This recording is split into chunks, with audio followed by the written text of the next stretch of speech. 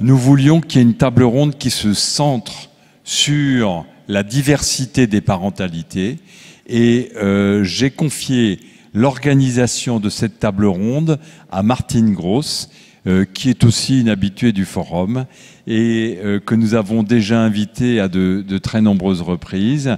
Et c'est elle qui va vous présenter sa table ronde centrée sur la diversité des parentalités. Martine, tu as la parole. Merci à Israël de m'avoir invité à constituer cette table ronde et merci à toutes et à tous d'avoir accepté de venir participer à cette table. Aujourd'hui, il existe plusieurs manières de devenir parent. La plupart des familles sont constituées d'un père et d'une mère qui ont conçu ensemble leurs enfants et les élèvent sous leur toit. Ils incarnent 3 dimensions des liens aux enfants, le lien biologique, le lien juridique, le lien affectif. Mais il existe de très nombreuses familles où ces liens ne s'incarnent pas dans les 2 mêmes personnes, où les parents n'ont pas procréé ensemble, ils ont adopté leurs enfants, ou bien ils ont eu recours à un tiers de procréation, donneur ou donneuse de gamètes, ou encore donneuse de gestation. Il peut s'agir de couples hétérosexuels qui ne peuvent procréer par eux-mêmes, ou de couples de personnes de même sexe. Toutes ces familles illustrent le fait qu'un parent n'est pas nécessairement géniteur et qu'une mère ne porte pas forcément son enfant, qu'un géniteur n'est pas forcément un parent. De plus en plus de couples de femmes ont recours à la procréation médicalement assistée à l'étranger, se marient et procèdent à l'adoption de l'enfant de la conjointe pour être légalement 2 mères. Certains couples de femmes ont recours à un ami, ce qu'on appelle un donneur connu, qui les a aidés en apportant sa contribution à la conception d'un enfant. Quant aux couples d'hommes, ils veulent être pères à temps plein depuis le plus jeune âge de leur enfant. C'est pourquoi un certain nombre d'entre eux se tournent vers la gestation pour autrui. Bien souvent, ils restent en contact avec la femme qui les a aidés à devenir pères. Dans ces familles, parfois, il y a des relations qui se nouent avec ces tiers de procréation pour former des configurations familiales inédites. Procréation médicalement assistée, maternité en solo, gestation pour autrui, adoption, ces diverses manières de devenir parents bouleversent nos représentations de la famille, de la filiation. Pour autant, cette diversité induit-elle une révolution de la parentalité? Avant de donner la parole aux intervenants de cette table ronde, je propose que chacun, chacune se présente. Cela me permettra d'éviter de dire des bêtises ou d'être trop longue par rapport à cette présentation. Donc on va peut-être commencer par Despina Naziri. Oui, bonjour. Je suis psychologue clinicienne. J'enseigne la psychologie clinique à l'Université de Liège et je suis psychanalyste aussi.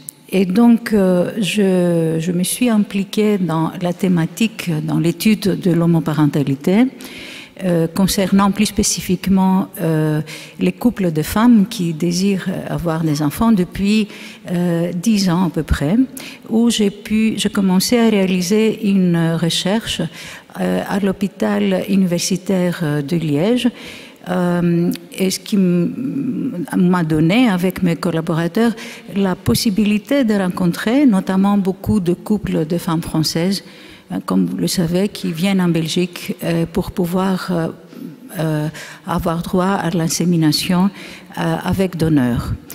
Et je dirais seulement pour l'instant que ma motivation pour m'impliquer dans cette étude, c'était d'un côté le fait que, en tant que chercheuse, j'avais préalablement une expérience, donc un travail de recherche sur des questions concernant comment on devient parent, soit du côté de mère, soit du côté de père. Et le deuxième motif, c'était le fait que il y a 10 ans, un petit peu plus encore, que au sein de la communauté psychanalytique, un débat très intéressant, parfois même violent, est apparu.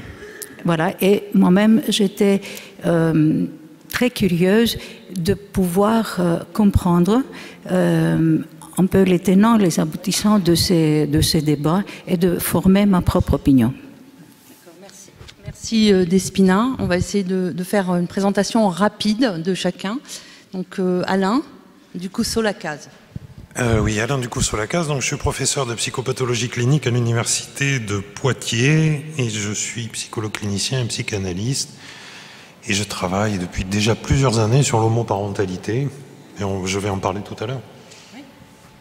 Dominique Mel. Dominique Mel, je suis sociologue au CNRS et j'enquête, j'accompagne et je suis le déploiement de la procréation médicalement assistée depuis la naissance d'Amandine jusqu'à la prochaine révision des lois de bioéthique. Et j'ai aussi enquêté sur l'élaboration de la loi de 94 et les diverses révisions successives qui sont intervenues et je suis de nouveau en enquête sur cette nouvelle révision. Fanny Cohen-Herlem. Oui, bonjour, merci pour cette invitation.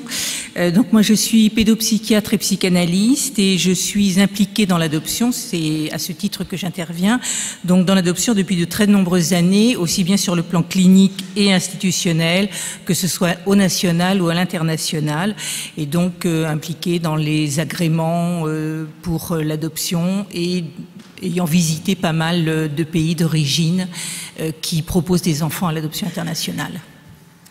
Jérôme Courduriès. Bonjour, merci pour l'invitation. Je suis anthropologue, enseignant-chercheur à l'université Toulouse-Jean Jaurès. Mon accent me trahira. J'ai travaillé pendant quelques années sur l'homoparentalité. Je travaille aujourd'hui plutôt sur la gestation pour autrui.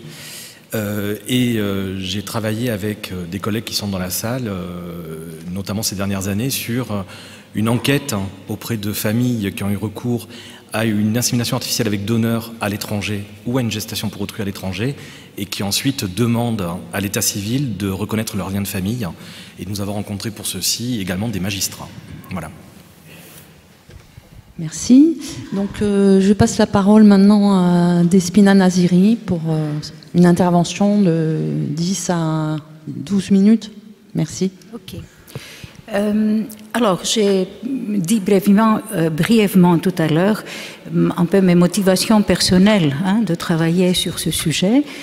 On pourrait, si on se demande de façon plus générale pourquoi ça fait sens de s'intéresser à l'homoparentalité, on pourrait dire que je pense qu'un argument important, c'est le fait que l'homoparentalité constitue une des configurations principales de nouveaux modes de parentalité et qui sont apparus, auxquels nous sommes confrontés grâce au progrès de la médecine, comme on sait, à l'évolution des mœurs.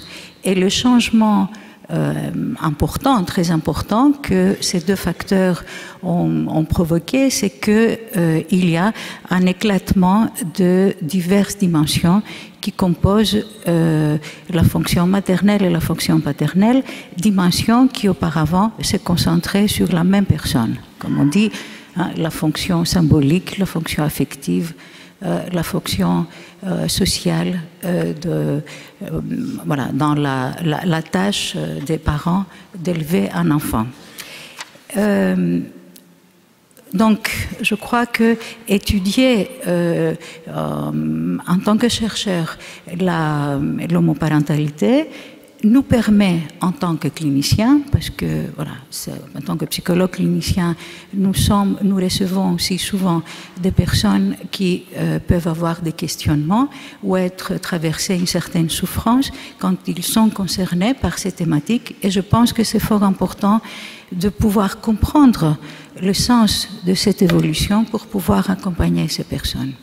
Et puis aussi, je crois que l'étude d'un tel sujet nous oblige, nous les chercheurs ou les scientifiques appartenant à des domaines différents, l'anthropologie, la sociologie, la psychologie, etc., nous oblige à une synergie. Parce que sinon, je crois qu'on ne peut pas avoir une compréhension approfondie de toutes ces questions-là. Et je crois que la composition de cette table ronde reflète cette nécessité. Donc, brièvement, un descriptif de la recherche que je menais à l'hôpital universitaire de Liège.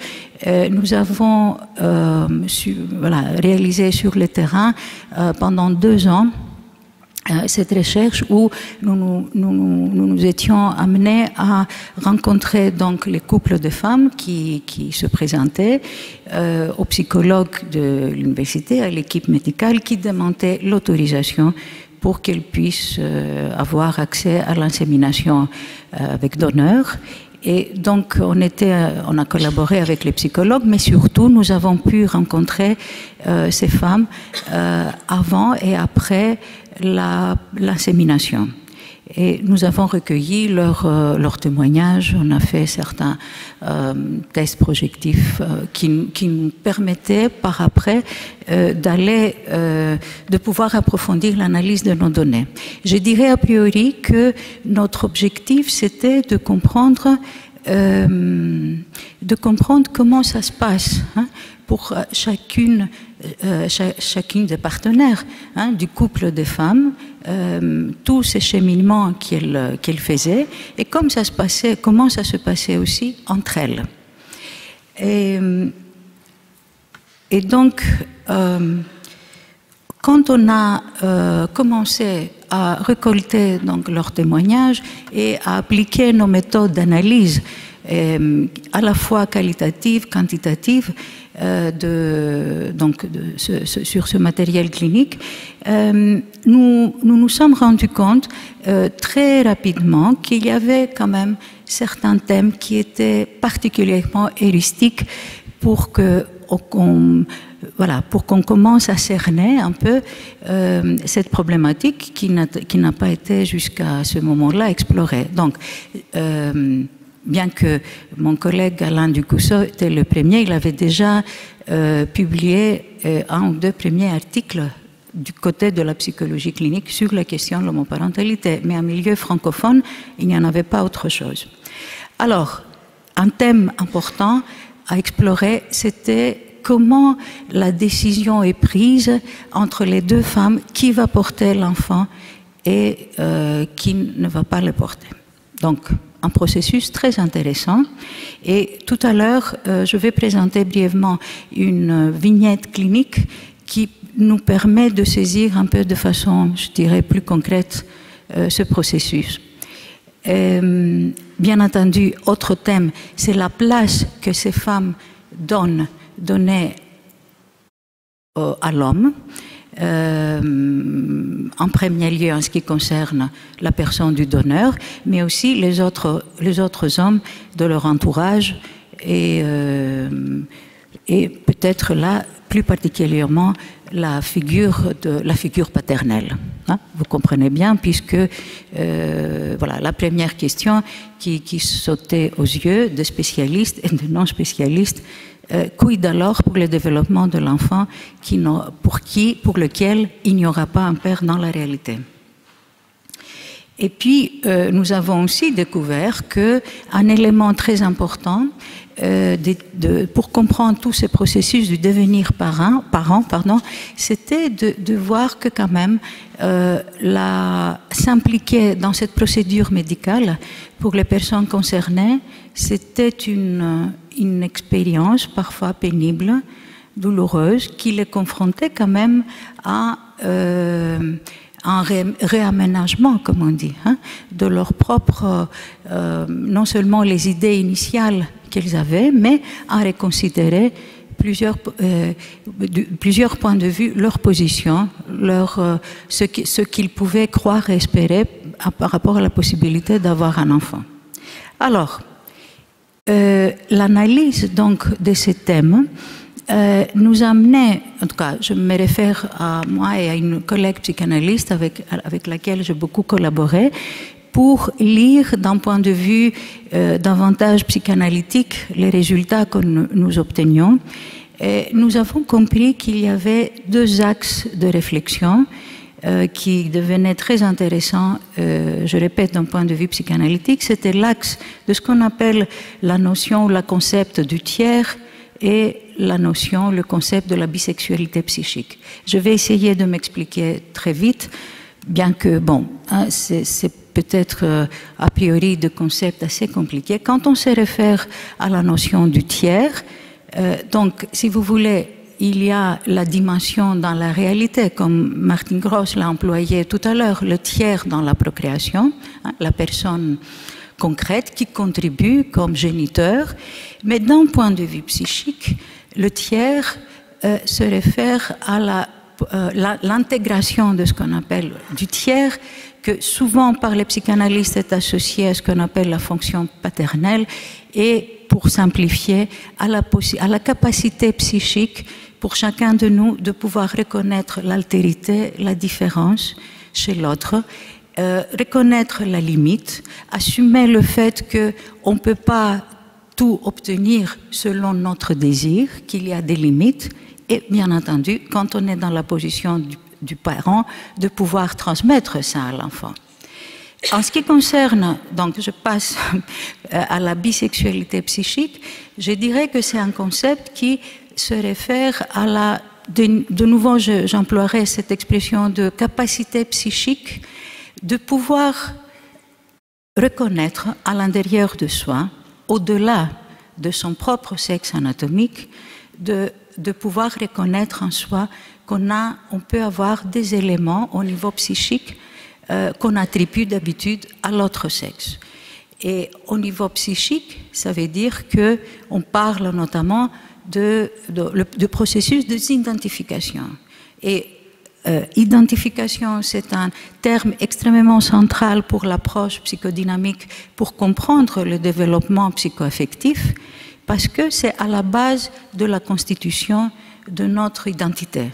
Donc, je me reconnais dans mon identité du genre que je suis femme, que je suis homme, mais je peux quand même reconnaître en moi des éléments que psychiquement, que je vais attribuer à l'autre sexe. Cet élément-là est extrêmement, la conséquence, la retombée, si vous voulez, je pense qu'elle est très importante dans l'étude de l'homoparentalité parce que ça nous permet de penser que le même parent, homme ou femme, peut incarner et la fonction maternelle et la fonction paternelle à travers ce processus d'identification.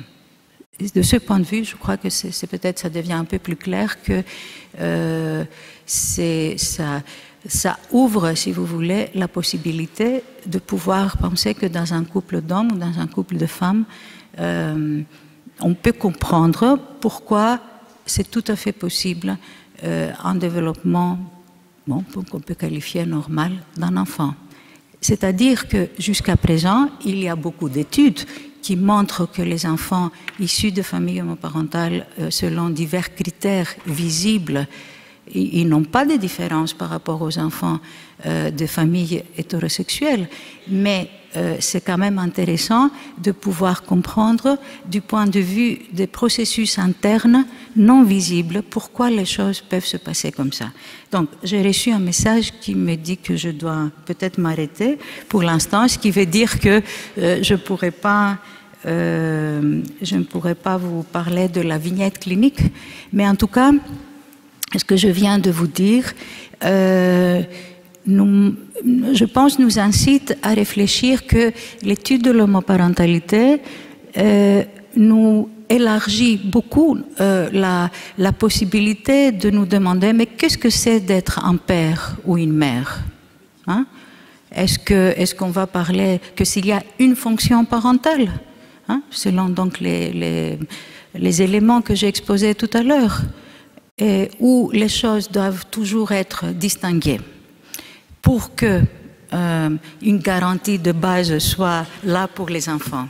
Mais ça, c'est des questions, forcément, qui ne concernent pas que les parents homosexuels, concernent tous les parents. Voilà, merci.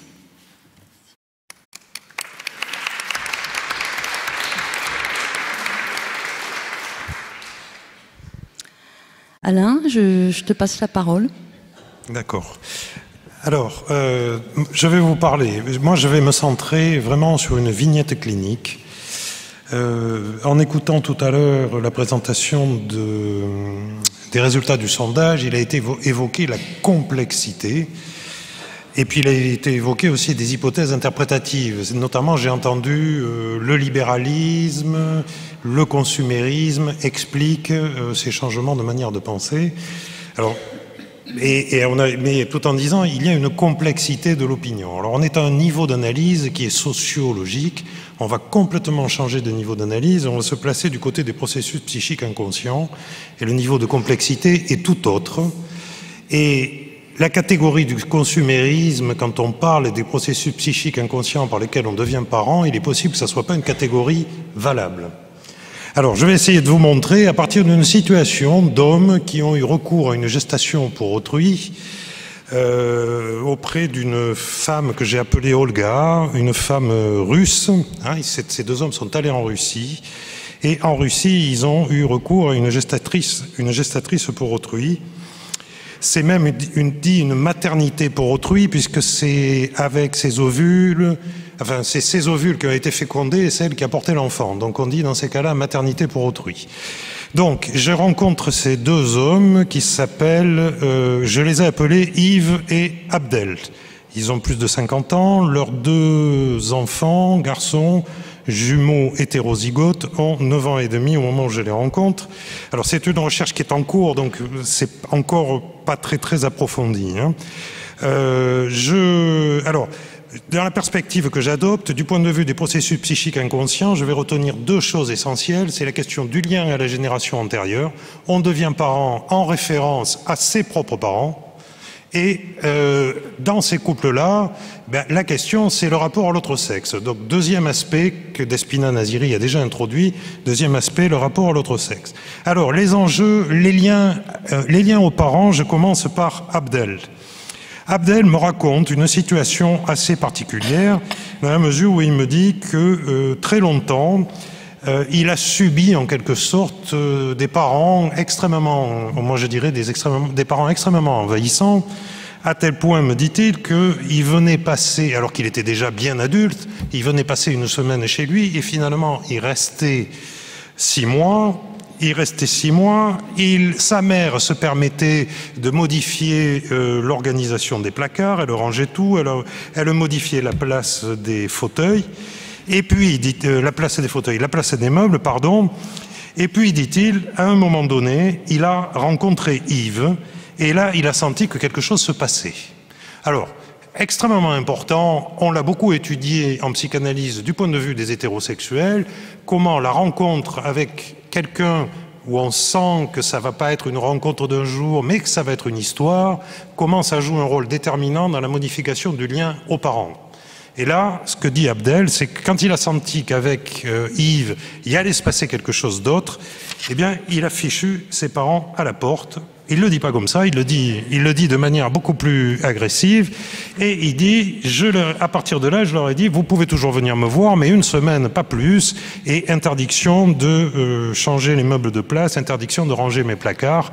Bon, vous voyez le processus de devenir adulte, qu'est-ce que c'est devenir adulte, qu'est-ce que c'est devenir parent après, hein. Mais chose intéressante, Abdel raconte ça, et puis il raconte, à un moment donné, je vous passe les détails, il parle des enfants, l'arrivée des enfants, et ainsi de suite. Et alors, ils ont décidé que ça serait Yves qui donnerait son sperme, et pas lui, Abdel. Et il donne comme raison, moi, les questions biologiques, le lien biologique, pour moi, c'est pas central. Mais voilà, il dit quand même que sa mère, finalement, a tendance à considérer que les enfants ne sont pas ses enfants à lui, puisqu'il n'a pas donné son sperme. Et alors il dit, d'ailleurs c'est même Yves qui le dit, elle dit que tu n'es pas le père, mais par contre elle estime qu'elle est la grand-mère. Hein, bon, donc elle décide tout. Hein, donc, mais Abdel fait un lapsus passionnant pour un psychanalyste. Il dit, pour elle, ça ne pouvait pas être les miens parce que je ne les avais pas portés. Comme s'il y avait le fantasme chez Abdel, qu'il aurait dû porter les enfants, comme s'il avait le fantasme de répondre au fantasme de sa mère, qu'il aurait apporté des enfants. Question de la bisexualité psychique. Hein. Alors, on a été sensibilisé à ça. Je rappelle le film de Jérôme Gallienne. Une mère peut fantasmer que son fils... Bon. On sent que chez Abdel, il y a un fantasme de cet ordre-là. Le choix de ne pas donner son sperme, peut-être que du point de vue des enjeux inconscients, a quelque chose à voir avec ça. Pas seulement une question de lien biologique. J'en viens maintenant aux enjeux, le lien à ses propres parents du côté de Yves. Que dit Yves? Yves dit qu'il a eu une mère qui a eu des problèmes psychiques importants, elle a été diagnostiquée schizophrène. Il dit heureusement mon père a tenu la route, et il dit surtout il a eu une grand-mère, la mère de son propre père, qui a été vraiment pour lui un référent extrêmement important. Je mets de côté cette grand-mère, vous allez voir, on va la retrouver tout à l'heure. Et Yves dit que il finit sur quelque chose quand il parle de son père. Il dit finalement mon père a été très important pour nous, il a tenu la route, mais finalement au fur et à mesure qu'on devenait adulte, on s'est aperçu que c'était quelqu'un d'extrêmement rigide, et il finit sur quelque chose d'un peu sombre. Il dit finalement je suis comme lui, et Abdel dit mais non, c'est pas vrai. Bon, en tout cas en termes d'identification, comme a dit Despina, on a un couple d'hommes où l'un est plutôt identifié à son père, Yves, hein, et l'autre est plutôt identifié à sa mère. Donc on a bien des questions de bisexualité psychique qui sont à l'œuvre. J'en viens à un point maintenant, puisqu'il faut aller vite, j'en viens à un point très important, c'est la question du tiers de procréation selon l'expression de Martine Gross. Donc je vais parler de Olga. Olga, je l'ai appelée comme ça, c'est la femme russe qui a porté les deux enfants. Ces deux hommes l'ont rencontré dans une agence en Russie. Alors pourquoi en Russie? Parce qu'il se trouve qu'Abdel est parfaitement bilingue, il parle parfaitement russe, et ils ont eu l'occasion d'aller souvent en Russie, donc ils sont allés, c'est là-bas qu'ils ont choisi de faire la GPA. Ils ont des rencontres par Skype à peu près tous les mois avec Olga. Les enfants ont 9 ans et demi, hein, donc vous voyez qu'il y a un lien qui a duré. Et même il y a quelques années, si je me souviens bien à l'époque de l'entretien, 2 ans auparavant, Olga est venue passer 1 mois en France avec son mari et son fils à elle, si j'ose dire. Alors, Abdel dit, c'est sûr que si un jour on gagne au loto, elle fait partie des personnes qui seront à l'abri du besoin jusqu'à la fin de leur jour. Mais, Abdel ajoute aussitôt après, mais elle ne fait pas partie de la famille. Hein? Bon, à quelle place elle est? Il faut arriver à penser sa place. Puis il ajoute, les enfants ont des bouts d'elle en eux.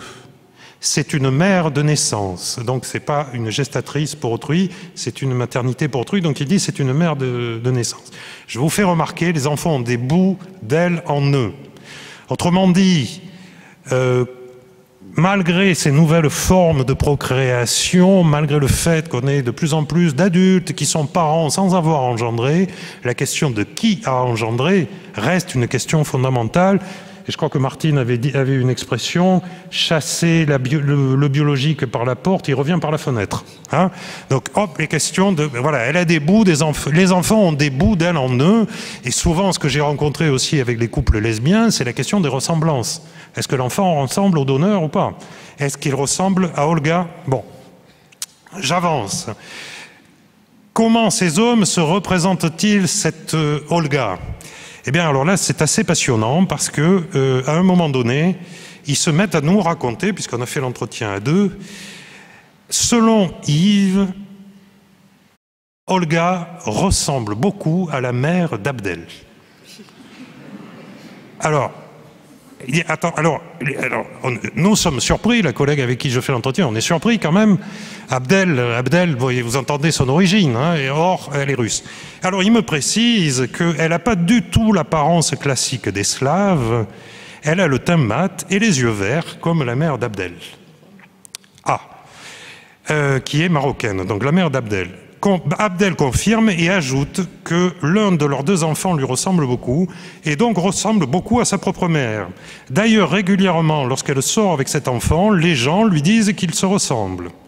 Le thème de la ressemblance amène Yves à évoquer de nouveau sa grand-mère qui est elle-même d'origine marocaine, et les enfants ressembleraient aussi à la grand-mère d'Yves.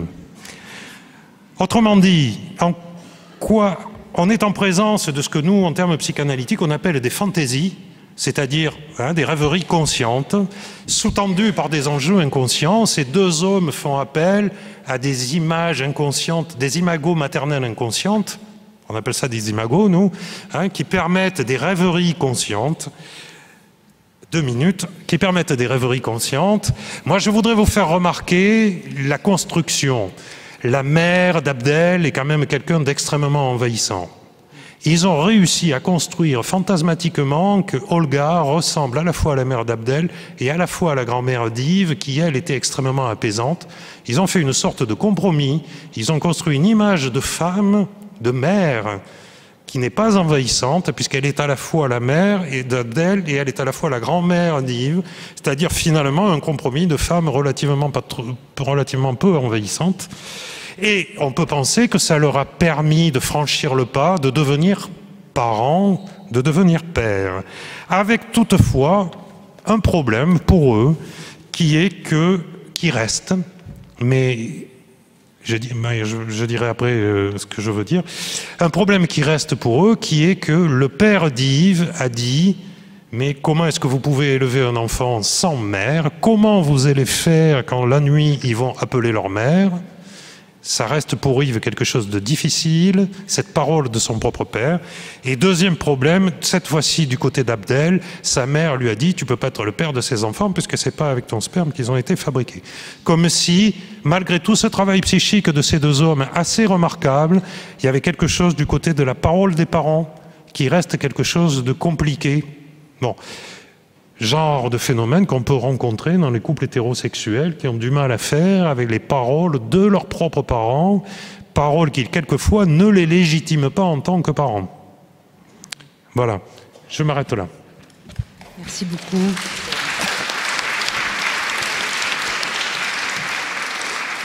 Et merci de t'être tenu au temps imparti. C'est difficile, c'est un exercice difficile. Donc je passe la parole à Dominique Mel. Bon, moi je vais vous parler de familles qui ne sont pas très visibles sur la scène publique, mais qui font l'objet du prochain débat public concernant la révision de la loi de bioéthique. Je vais vous parler d'une enquête que j'ai faite auprès de femmes qui ont décidé d'enfanter seules, que j'ai appelée et qu'elles appellent elles-mêmes des mères solo, pour distinguer d'une forme de parentalité qui existe de tout temps, à savoir la monoparenté, c'est-à-dire des femmes qui, par accident ou après séparation, se retrouvent à élever seules leurs enfants, mais ne les ont pas procréés volontairement seules. Il y avait un compagnon. Donc la monoparenté qui, elle, est recensée dans les statistiques, cache, englobe, masque cette petite population qui est en croissance et qui décide d'y aller toute seule. Alors, là je vais aller très vite pour parler plutôt de leur vécu. Bon, pour dire vite, il y a 4 modalités d'entrée en maternité célibataire. Il y a l'adoption qui est autorisée en France. Il y a la PMA qui est interdite en France, donc toutes celles que j'ai rencontrées et qui ont été mères par PMA ont été à l'étranger. Il y a piéger un homme, que ça soit son conjoint ou quelqu'un qu'on va draguer dans une soirée, ou il y a un donneur par Internet, ce qui se développe de plus en plus, bien qu'on ne puisse pas le quantifier, mais il y a beaucoup de posts autour de cette question. Alors, je n'ai malheureusement eu accès qu'aux 2 premières catégories de population, malgré les efforts infinis que j'ai déployés pour rencontrer celles qui avaient fait ça un peu en douce. Et on comprendra pourquoi, ça donne des limites aux résultats de l'enquête, et on comprendra pourquoi quand on voit aussi comment est vécue cette maternité voulue seule dans la société actuelle. Alors évidemment, cette enquête tombe... Bon, j'ai décidé de faire cette enquête parce qu'après le mariage pour tous, on a commencé à dire qu'il faut ouvrir la PMA aux couples de femmes lesbiennes et puis à toutes les femmes. Et autant le débat, les témoignages, les études ont été assez poussées et loin sur la maternité lesbienne, autant les femmes célibataires, elles arrivaient par derrière, parce que on voyait pas pourquoi les laisser de côté, mais on voyait pas non plus pourquoi les mettre, à part au nom de l'égalité de toutes les femmes, dans le sac de l'accès à la PMA. Donc ça m'intéressait de savoir quel était le vécu de ces personnes. Alors, je ne donnerai pas du tout les raisons, enfin je vais juste énumérer les raisons qui sont connues, qui sont les raisons sociales de la montée non quantifiable de ce phénomène. L'allongement des études, l'explosion du travail féminin, l'entrée plus laborieuse et plus tardive sur le marché du travail, les incertitudes accrues dans les premiers temps de l'expérience professionnelle, le recul de l'âge de la maternité qui est valable pour absolument toutes les femmes et pas simplement pour celles qui sont sans conjoint, et surtout, et ça a été dit dans une table ronde avant-hier sur la conservation des ovocytes, le point principal, c'est l'évolution de la conjugalité contemporaine, plus que les conditions sociales. Évolution de la conjugalité qui est une conjugalité relationnelle, fragile, qui se défait facilement, qui se défait qu'il y ait ou non des enfants, qu'il y ait ou non projet d'enfants, et qui font que les femmes que j'ai rencontrées ont été, la plupart du temps, celles qui ont fait leurs enfants toutes seules, dans des conjugalités successives, installées mais successives, pas très très longues, et dans laquelle l'enfant n'a jamais pu prendre, le projet d'enfant n'a jamais pu prendre corps. Et qu'est-ce qui fait qu'on passe le cap? Ça a été aussi évoqué avant-hier, c'est le couperet de l'horloge biologique. Toutes les femmes que j'ai rencontrées, vous inquiétez pas, j'en ai pas rencontré énormément, mais suffisamment pour que ça soit valable, se sont décidées tardivement à se lancer seules. Leur décision a fini de se prendre exclusivement au regard de l'écoulement du temps. Par ailleurs, elles sont, par rapport aux périodes précédentes, un peu plus informées, ne serait-ce que par les bouquins, par les magazines, par les cris poussés par Oliven, de la baisse de la fertilité à partir de 35 ans. Donc, sans conjoint à 35 ans, on a encore un peu d'espoir. 36, 37, 38, on commence à s'inquiéter. Et celles que j'ai rencontrées ont commencé à basculer vers 38 ans et ont eu leurs enfants au moins à 40 ans. La moyenne que j'ai, c'est 40 ans.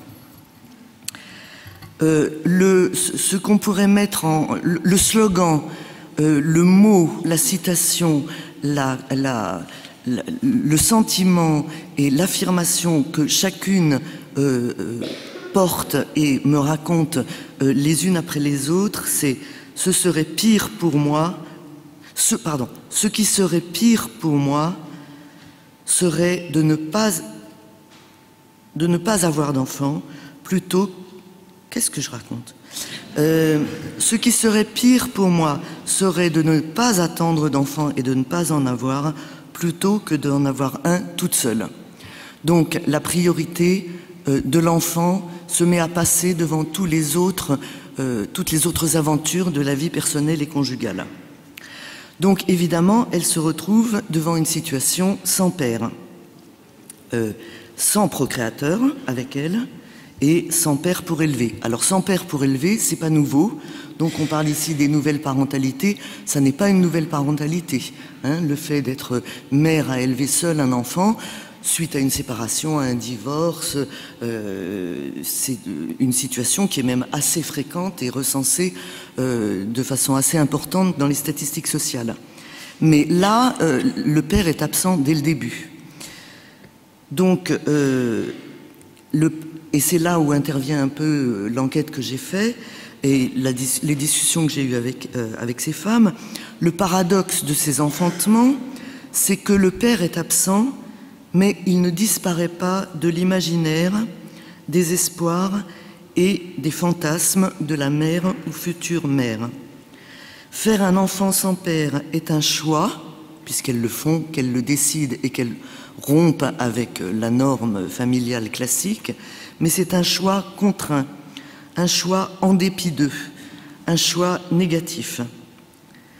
Elle relativise les conséquences négatives de l'absence d'un père au foyer, un peu comme toutes les mères qui élèvent seules leurs enfants. D'ailleurs, elles sont rigolotes, elles disent on s'est réparé un évier, on fait nos feuilles d'impôt toutes seules. C'est pas la vie courante avec un enfant qui va nous gêner, on mettra un peu plus de choses dans le caddie. Mais c'est symboliquement comment s'est formée la famille, comment l'enfant est venu au monde et comment s'être passé volontairement et non pas accidentellement d'un père allait être vécu dans la trajectoire et dans le vécu personnel de l'enfant. Et je pourrais même dire qu'il y en a un certain nombre qui disent « je ne le regrette pas, je l'ai fait, mais parfois je culpabilise un peu ». Avec en plus cette idée qu'elles n'ont absolument pas rompu avec l'idée de conjugalité pour elles. Et ça a été dit avant-hier d'ailleurs, elles disent qu'elles ont fait le gosse, d'accord, mais la situation est ouverte. La porte est ouverte et elles attendent toujours un nouveau conjoint, s'il est d'accord. Il peut être le beau-père de l'enfant ou pas le beau-père de l'enfant, ça n'a pas d'importance. Mais, et elles emploient toutes ce mot qui faisait rire hier et qui m'a fait rire aussi quand je l'ai dit, puis il faut le dire, bon, elles attendent encore toutes le prince charmant.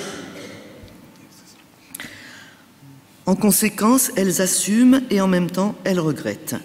Elles ne brandissent pas l'étendard de la liberté de concevoir, de l'autonomie de la femme, ne se vantent pas de la supériorité du modèle monoparental sur le modèle bi.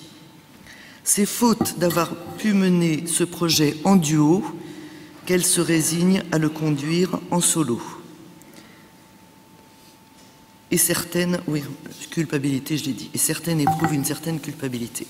Donc je voudrais livrer juste, alors cette fois-ci, ah c'est bien, je suis dans les temps, quelques points de réflexion qui vont s'inscrire dans le cadre des discussions des États généraux, qui s'inscrivent dans le cadre des discussions du forum, qui s'inscriront dans le cadre de la révision des lois de bioéthique. Donc, selon l'enquête que je fais, la maternité solo est une entorse à la norme d'entrée en parenté, mais pas une rupture mentale avec cette norme de la fécondité conjugale. Donc ce n'est pas une rupture, c'est pas le couple, c'est fini, c'est terminé, on est très bien toute seule, on n'a pas besoin d'hommes, etc. J'insiste parce que c'est un résultat qui m'a étonnée. Et je pensais trouver des femmes que, en plus moi, à ma génération que j'ai connue, après 68, du genre, bon, on se débrouille toute seule, on n'a pas besoin d'hommes, ni pour élever, ni pour concevoir. C'est l'autonomie féminine assumée totalement. Et là, la dépendance intellectuelle, psychique et morale par rapport à la conjugalité est vécue et affichée. Simplement, elles introduisent quand même une double entorse dans la création de familles. La première entorse, c'est la dissociation de la conjugalité et de l'enfantement et de la procréation. Et la deuxième, c'est l'inversion des temps. Et ça, je crois que c'est assez intéressant. Et elles le disent toutes, mais bon, si on le généralise un petit peu, le temps de l'enfant précède le temps du mariage. Et on ne se met pas avec un homme et puis on discute et puis les enfants viennent après. On fait l'enfant tout en considérant que le couple n'est pas forcément disparu de son horizon d'espoir. Donc c'est une inversion. Ok. Alors, je voudrais juste dire deux petites choses. Je voudrais nuancer, c'est-à-dire que du fait que je n'ai pas rencontré, malgré tous mes efforts, bon, j'ai compris pourquoi je ne l'ai pas rencontré, parce que c'est encore extrêmement tabou. Et les femmes qui le font en douce, quelquefois leurs entourages ne le savent même pas.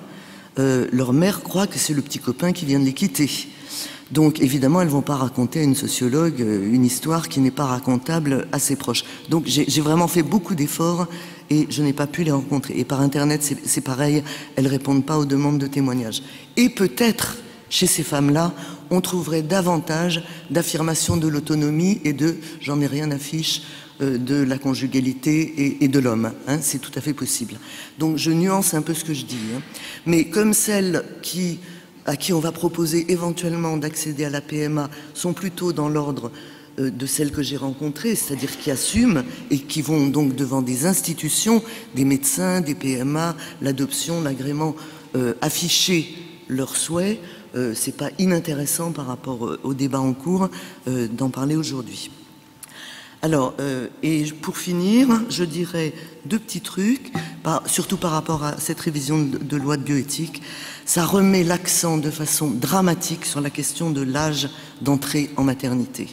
Parce qu'elles se décident toutes très tard à enfreindre la loi qui est considérée comme meilleure pour tout le monde et pour les enfants. Elles se décident toutes très tard, elles vont à l'étranger et elles ont droit à un double don parce que leurs ovocytes à 40 ans, la plupart du temps, ne fonctionnent pas très bien ou pas du tout. Donc si les portes des centres de PMA s'ouvraient aux femmes célibataires, la question de l'âge auquel on les reçoit, alors je sais que c'est pas dans la loi, mais que c'est un code de la sécurité sociale, mais ne plus prendre les femmes après de 40 ans, elles se retrouveront encore à l'étranger. Donc il y a vraiment un problème sur la question de l'ouverture de l'âge. Et la deuxième chose, toute petite, ça te concerne alors en plus, la deuxième chose, c'est qu'elles se retrouvent toutes en double don. Et on a voulu justement avec Martine, si elles accédaient en France à la procréation médicalement assistée, elles auraient droit au don d'embryon, comme tout le monde. Mais le double don est interdit en France. Or, dans le vécu de ce qu'elles nous ont raconté de cet enfantement sans conjoint et sans partenaire, le double don est psychiquement beaucoup plus supportable que le don d'embryon, parce que l'embryon, il a été conçu par un autre couple dans un autre projet parental, donc c'est pas leur projet seulement à elles, c'est de la récupération d'un enfant qui n'a pas d'histoire, hein, c'est pas comme une adoption, mais qui a été voulu par un autre couple, alors que le don de gamètes, c'est elles qui font la rencontre. Et elles ont le sentiment que c'est par elles que démarre l'histoire de leur gosse. Voilà. Merci beaucoup de... C'était bien, hein ouais. Et merci d'avoir abordé cette question du double don, parce que si tu ne l'avais pas abordé, je t'aurais posé une question tout à l'heure là-dessus. Bah, évidemment, on est solidaires. Hein. Voilà. Donc je passe la parole maintenant à Fanny Cohen-Herlem qui va nous parler d'adoption. Oui, alors donc moi je vais aborder cette question du côté des enfants. Et donc on va voir ce que ça implique du côté des candidats à l'adoption et des futurs parents adoptifs. Parce que finalement, l'adoption a un caractère particulier, c'est une mesure de protection de l'enfance. Elle est conçue comme telle par l'ensemble des pays d'accueil et d'origine, et en France aussi.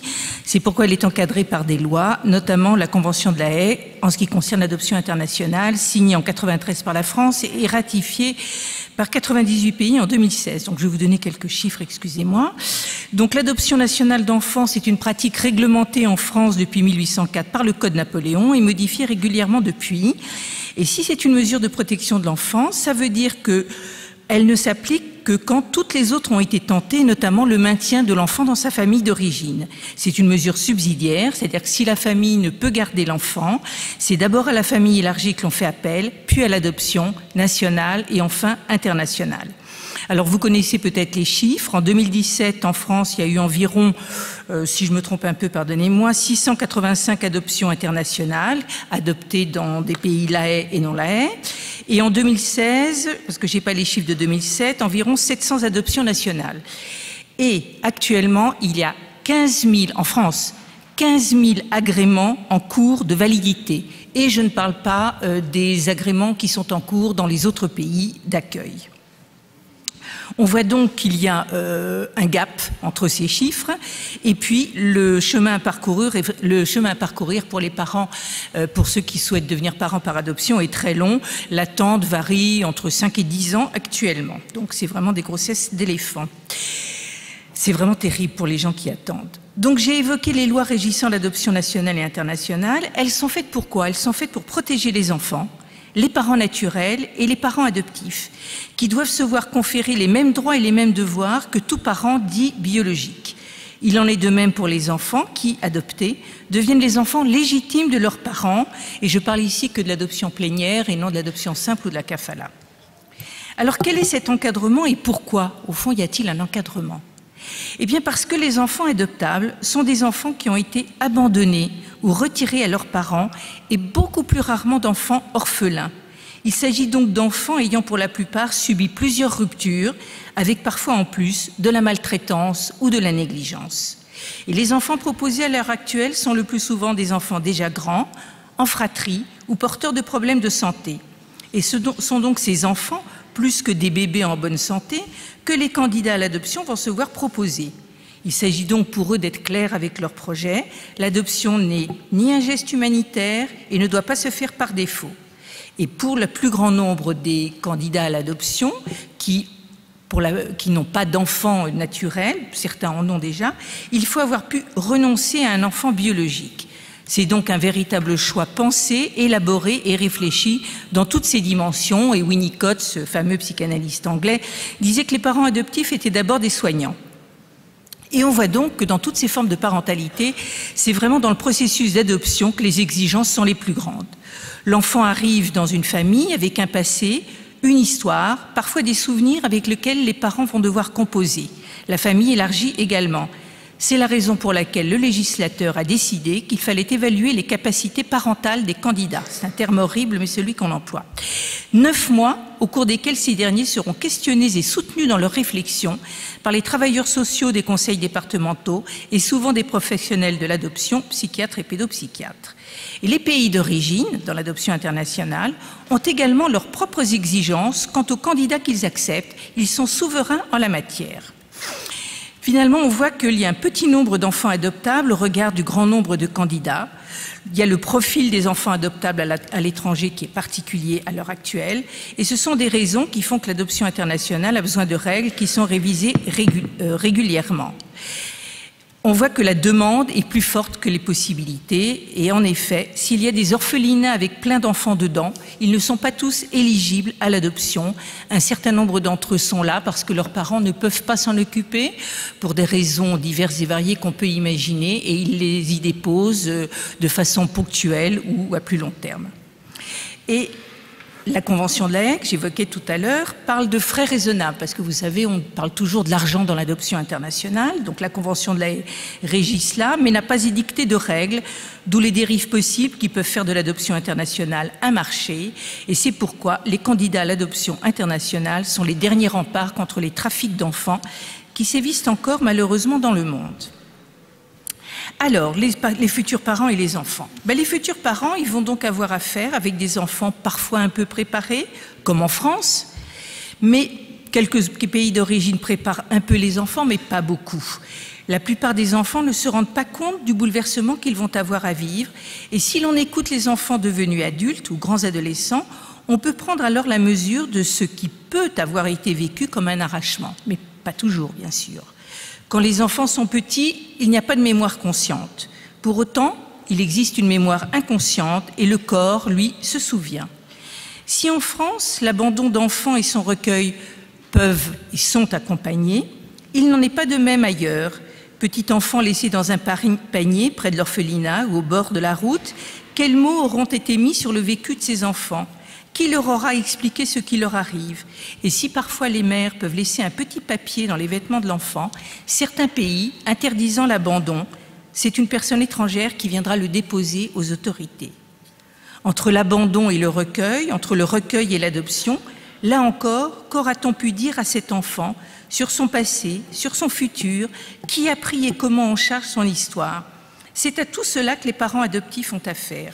Et, évidemment, il ne s'agit ni de s'apitoyer sur le passé de l'enfant, ni de le glorifier comme un survivant, ni de se glorifier soi-même, ce que ne font en général pas les parents adoptifs, mais parfois l'entourage, on entend dire « Ah là là, tu adoptes, c'est courageux ». Les enfants adoptables sont donc rarement des bébés avec lesquels on pourrait mimer un enfant naturel.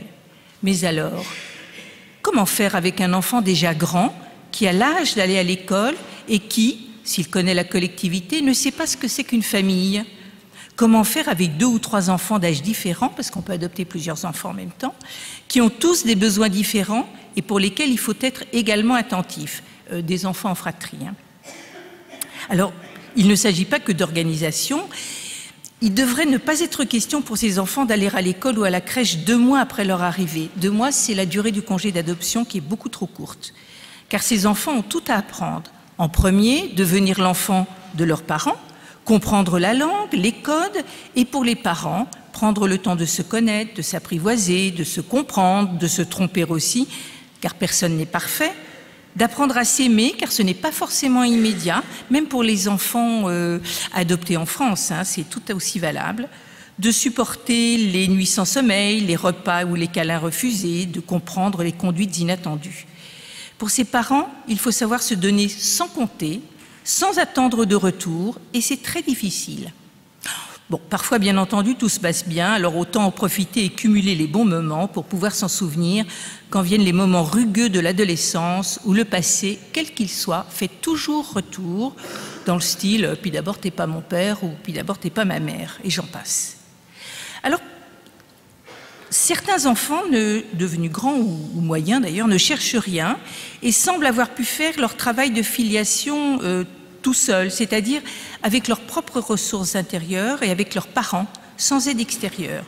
Mais d'autres passent par des crises qui mettent leurs parents à mal et parfois des séparations temporaires sont nécessaires. Il y a parfois des séparations définitives, mais c'est une autre paire de manches. C'est pour cela que la préparation des candidats à l'adoption est nécessaire et qu'un accompagnement précoce et à moyen terme l'est également. C'est une façon particulière de devenir parent qui requiert des qualités que tous n'ont pas, même si ce sont des êtres tout à fait louables. Ça demande une certaine souplesse psychique, une capacité à se remettre en question sans être totalement déstabilisé. Ça demande aussi la capacité de pouvoir faire appel à l'aide sans se sentir amoindri dans sa place et sa qualité de parent.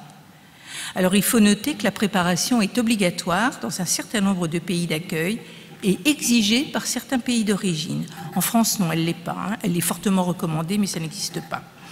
Elle permet ainsi de prendre réellement en compte cette notion de protection de l'enfance. Alors pas plus que pour un enfant, entre guillemets, biologique, l'enfant adopté n'est un réparateur de couple, un faire-valoir familial ou social, dans le cas par exemple d'adoption d'un enfant malade ou handicapé.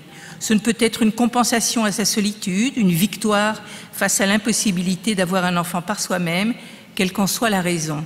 Être parent par adoption demande donc de grandes qualités. Et heureusement, elles existent, ces personnes qui deviennent des parents adoptifs, des parents, en fait, tout simplement, qui sont en capacité d'accueillir un ou plusieurs enfants tels qu'ils sont, là où ils en sont de leur développement, avec leur histoire, leur singularité, qui n'en attendent pas trop de satisfaction, malgré une si longue attente, hein, vous vous souvenez, 5 ans. Elles existent également, ces enfants adoptés, heureux, capables de composer avec leur passé qui leur appartient, et qui se concoctent leur futur sans se sentir plus en dette vis-à-vis de leurs parents que n'importe quel enfant fait maison. Cette dette de vie, comme le dit Monique Bydlowski, qui est psychanalyste, que chacun paye à ses parents en ayant soi-même des enfants. Merci.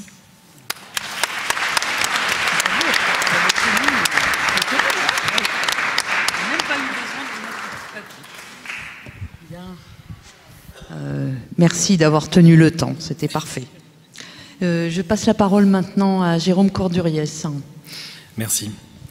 Donc, on m'a demandé de réfléchir en tant qu'anthropologue de la parenté contemporaine dans nos sociétés, avec vous, à ce que font les formes familiales contemporaines à notre système de parenté. C'est-à-dire, pour le dire vite, à l'ensemble des normes qui régissent nos relations de parenté dans notre société. Et je ne parle pas que de normes juridiques, justement. Je laisserai de côté certaines formes familiales contemporaines, telles que les familles monoparentales ou recomposées, qui ne sont pas toujours, même si Dominique a nuancé tout à l'heure ce que je m'apprête à dire là, qui ne sont pas toujours, en tant que telles, au cœur des enjeux de la bioéthique. Pour me concentrer sur les familles qui, pour se composer, ont fait appel à la médecine reproductive, avec ou non l'intervention de tiers donneurs. Alors quand je parle de tiers donneurs, je reprends l'expression aussi qu'a utilisée Martine tout à l'heure, je parle Et j'ai bien conscience que ça demanderait des discussions à la fois des donneuses et donneurs de gamètes, mais aussi des femmes qui portent l'enfant pour autrui. Sur plusieurs points, les familles contemporaines ainsi constituées interrogent notre organisation de la parenté, c'est vrai. Alors j'en ai identifié rapidement 5, je vais vous les énoncer. Il y en a certainement d'autres, vous me pardonnerez de ne pas être tout à fait exhaustif. Premier point, les adultes qui interviennent à différents moments de la vie d'un enfant et assurent une fonction ou plusieurs qui sont dévolues de manière ordinaire aux parents sont plus nombreux aujourd'hui. Il y a les parents intentionnels, ceux qui sont à l'origine du désir d'enfant et donc à l'origine de la conception de l'enfant. Il y a les géniteurs qui, eux, contribuent directement à la conception de l'enfant et dont certains deviendront effectivement les parents de l'enfant ainsi conçu, et éventuellement, dans le cas de la gestation pour autrui, la femme qui a porté l'enfant. Deuxième point, le deuxième point concerne en particulier la gestation pour autrui, qui me semble introduire des dissociations inédites jusqu'ici. Alors une première existait déjà, en réalité, c'est la dissociation entre procréation et naissance. Pardon, entre procréation et naissance, oui, absolument, et élevage de l'enfant. Cette dichotomie, cette dissociation n'est pas tout à fait nouvelle, elle était déjà à l'œuvre, mais la gestation pour autrui la renforce et en introduit une nouvelle. Elle introduit en fait, dans certains cas, une troisième femme, puisque dans un certain nombre de gestations pour autrui, vous avez la femme qui est à l'origine du désir d'enfant et qui accueillera l'enfant à la naissance et l'élèvera ensuite en tant que mère. Vous avez la femme qui a éventuellement donné ses ovocytes si la mère intentionnelle n'est pas en capacité de procréer. Et vous avez évidemment la femme qui porte l'enfant pendant 9 mois, n'en est pas toujours donc, sauf dans les maternités pour autrui traditionnelles, la génitrice, et qui cédera l'enfant à la naissance conformément à l'accord conclu entre les différentes parties. Troisième point qui vient interroger nos représentations de la parenté, il est évidemment lié à ces familles. Nous le savons grâce aux enquêtes empiriques qui sont menées auprès d'elles dans différentes disciplines, qui questionnent les limites de la sphère de la parenté. C'est-à-dire, nous sommes aujourd'hui confrontés à des situations familiales où on s'interroge sur qui fait exactement partie de la parenté de l'enfant. Est-ce que la parenté de l'enfant, pour le dire un peu vite, se limite finalement aux parents qui l'élèvent et à leurs propres apparentés? Ou bien alors, est-ce qu'elle inclut éventuellement, dans une certaine mesure, les gens qui ont contribué à sa venue au monde en donnant leurs ovocytes ou leur sperme ou en portant l'enfant? Alors, quand je pose la question, j'ai bien conscience que c'est une question qui peut friser les oreilles d'un certain nombre de personnes qui militent pour la reconnaissance pleine et entière de modes de famille alternatifs. Cependant, c'est une question légitime pour les chercheurs en sciences sociales comme en sciences cliniques.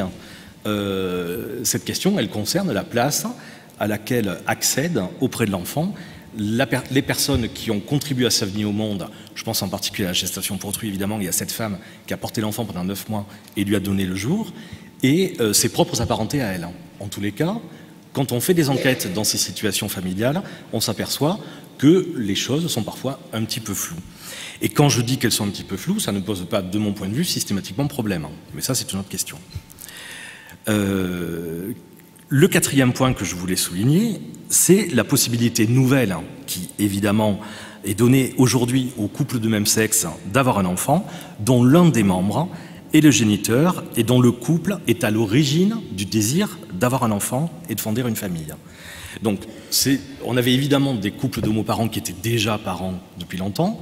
Par exemple, je pense à ceux qui l'étaient devenus dans le cadre d'une union hétérosexuelle parce qu'ils ne s'étaient pas autorisés à élaborer un projet conjugal et familial auparavant, avec une personne du même sexe, je veux dire. Mais ce qu'il y a de nouveau, c'est qu'effectivement, ces couples ont aujourd'hui la possibilité à la fois d'exprimer le désir d'avoir un enfant et d'être aidés en cela. Et le cinquième point que je voulais souligner, c'est le dernier que je retiens aujourd'hui, c'est la diversification des figures d'adultes qui assurent une fonction qui est ordinairement dévolue aux parents. Alors il me semble que parmi les changements importants qui sont introduits par ces formes familiales contemporaines dont je parle, il y en a deux particulièrement saillants. Le premier concerne une forme de pluriparentalité qui n'est pas reconnue. Alors quand j'utilise le mot de pluriparentalité, je l'utilise avec des guillemets et je l'utilise dans le sens où les anthropologues de la parenté l'utilisent. Donc je le précise tout de suite, j'entends le partage des fonctions ordinairement dévolues aux parents entre plusieurs adultes. Donc à la fois les parents, les personnes enfin la fonction qui consiste à exprimer le désir d'avoir un enfant, l'expression qui consiste à la fonction qui consiste à procréer, à porter un enfant et à le mettre au monde, la fonction qui consiste également à accueillir un enfant, à l'élever, à le nourrir, etc.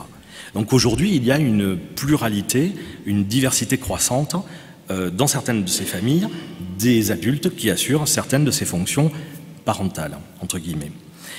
Le deuxième changement de taille dans ces familles contemporaines concerne évidemment, et nous saute aux yeux à tous, l'homoparentalité en particulier, c'est-à-dire le fait qu'on donne aujourd'hui la possibilité à un couple de même sexe d'être à l'origine de la naissance d'un enfant qu'ils élèvent. Et on voit bien que dans les polémiques qui ont agité notre société ces dernières années, c'est un des enjeux centraux. Mais l'hypothèse que j'ai envie de vous soumettre, c'est que finalement, il y a moins de changements qu'il n'y paraît. Alors évidemment, je vais vous en dire un peu plus. Comme le disait hier, si ma mémoire est bonne, Israël Nizan et un médecin dans le public, la cession d'enfants a toujours existé. Ça a été rappelé à propos de l'adoption, mais on peut remonter à des périodes antérieures et penser à ce qu'on a appelé le don d'enfants dans l'ancienne France. Il y avait des pratiques, il faut lire les Nouvelles de Maupassant par exemple, qui nous montrent que la cession d'enfants a toujours existé. Je ne parle là que de l'ancienne France, mais on pourrait regarder d'autres sociétés dans le monde, évidemment. Ensuite, il y a toujours eu dans nos sociétés d'autres adultes que les parents qui assuraient ces tâches ordinairement parentales. Je pense par exemple à la nourrice. Ensuite, si un certain nombre de célibataires souhaitent accéder effectivement à la parentalité, nos travaux montrent étonnamment que la plupart des parents, y compris ceux à qui on attribue les prétentions les plus innovantes ou révolutionnaires, les homoparents, j'entends, sont attachés à l'idée que l'enfant doit être le fruit du désir du couple formé par ses parents et élevé par eux. La norme selon laquelle un enfant devrait avoir 2 parents, pas un de plus, pas un de moins, idéalement, paraît bien résister. Et c'est sans doute ce qui explique en partie la forme de culpabilité ressentie par les mères solo que tu as rencontrées, Dominique. Autre point, ces couples que le débat public présente souvent comme les promoteurs de modèles familiaux alternatifs ne le sont pas tous. Beaucoup s'inscrivent dans le cadre prôné par notre organisation de la parenté. Je prends un exemple très rapide que j'évoque souvent parce qu'il me paraît particulièrement évocateur. On s'est interrogé dans certaines enquêtes sur la manière dont on choisit de nommer ou de prénommer les enfants dans les familles homoparentales. Eh bien, il est tout à fait saisissant que, dans une majorité des cas, on a recours à des prénoms issus de la parenté, d'un parent biologique ou d'un parent non biologique, pour signifier l'inscription de cet enfant conçu de manière un peu inédite dans ces 2 lignées, celle des 2 parents qui l'élèvent. C'est une logique ancienne dans nos sociétés qui n'était plus beaucoup animée par nos contemporains et qui là se trouve étonnamment animée par des personnes qui sont souvent qualifiées, soupçonnées en tous les cas, de promouvoir, c'est parfait, des modèles alternatifs. Le dernier point en vertu duquel il me semble que les choses changent moins qu'il n'y paraît concerne la dimension biogénétique de la filiation, qui n'a certes jamais suffi à faire des parents, mais qui conserve une place cependant importante dans notre imaginaire à tous, et on le voit en particulier dans 2 dimensions. La première, c'est la manière dont on se représente le lien entre parents et enfants. Dans nos sociétés dans nos sociétés et pour chacun d'entre nous, le plus souvent, si on s'aventure dans la hiérarchisation des relations de parenté des plus importantes aux plus, je ne sais pas comment on les qualifier, aux moins importantes, disons, plus subalternes par exemple, eh bien, il y a un critère sur lequel on va s'appuyer souvent, c'est la dimension biogénétique. Voilà, est-ce qu'on est du même sang? La manière dont mais ça se voit aussi à la manière dont on se définit, dont se définissent nos conceptions de la personne. Dans nos sociétés, aujourd'hui, rentrent toujours, de manière assez significative, les dimensions corporelles ou les liens biogénétiques dans la manière dont on se définit. Et je ne parle pas que des liens de parenté, là. Lorsqu'on pense au débat sur les origines, et à des situations qu'on a vues sous nos yeux dans les débats cette semaine, d'enfants qui cherchent, aujourd'hui adultes, qui cherchent à savoir d'où ils sont nés, de qui ils sont issus, ils ne cherchent pas toujours des parents. Ils cherchent rarement des parents, ils en ont déjà des parents. Ils cherchent simplement à se renseigner sur ce qui les a constitués. Disant cela, je ne prône pas ce modèle du tout biogénétique en quelque sorte. Je constate simplement sur la foi des travaux qui sont menés dans nos disciplines, combien la façon dont nos contemporains pensent que le corps, les liens biogénétiques, disent quelque chose de ce que nous sommes. Il n'est donc guère étonnant de voir que pour certains nés de géniteurs autres que leurs parents, il est important d'en savoir davantage sur eux. Il me semble du coup, et je t'en terminerai là, que réfléchir, je n'ai pas de solution, mais que réfléchir à la place que l'on donne à chacun et au rôle qu'il prend ou a pris dans la vie d'une personne, sans en être le père ou la mère pour autant, ne peut pas nous nuire, peut-être même au contraire. Merci.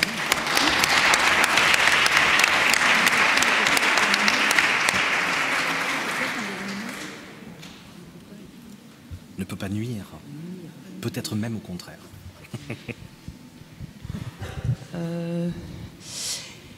Les questions, la parole est au public, est à la salle.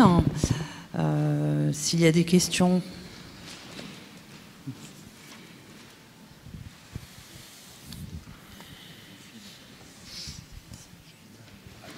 Non, il y a une personne. Tout cela est bel et bon et même magnifique apparemment, mais j'ai une interrogation. Dans les familles soi-disant ordinaires, il y a des difficultés, des accidents, des séparations. Y a-t-il des travaux sur la manière dont ces accidents, ces séparations se passent ou se règlent dans ces soi-disant nouvelles structures?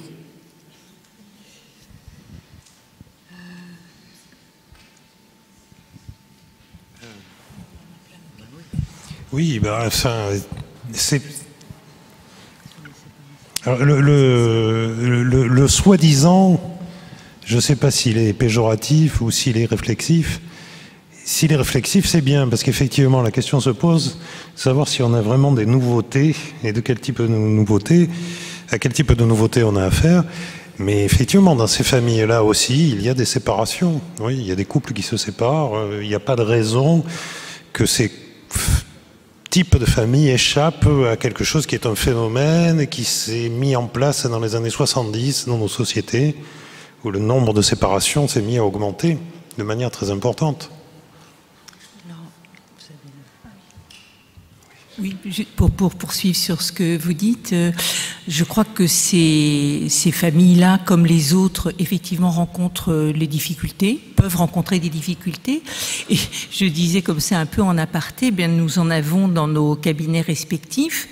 Et la question, c'est de savoir essentiellement de quoi souffrent ces gens et d'où procèdent les problèmes qu'ils nous amènent et de les aider à les surmonter. Donc, si vous voulez, pour nous, en tant que praticiens, je pense psychothérapeute ou psychanalyste ou autre chose, thérapeute, on va dire, notre idée fondamentale, c'est de ne pas considérer comme cause unique la façon dont ces enfants sont arrivés dans ces familles, mais de voir effectivement de quoi ils souffrent éventuellement. Et s'il y a un lien, on le fait avec eux. Alors moi, je rajouterais quelque chose au sujet des familles homoparentales. Le droit leur permet d'être deux parents du point de vue légal, mais à condition de s'être mariés et d'avoir procédé à l'adoption de l'enfant de la conjointe ou du conjoint.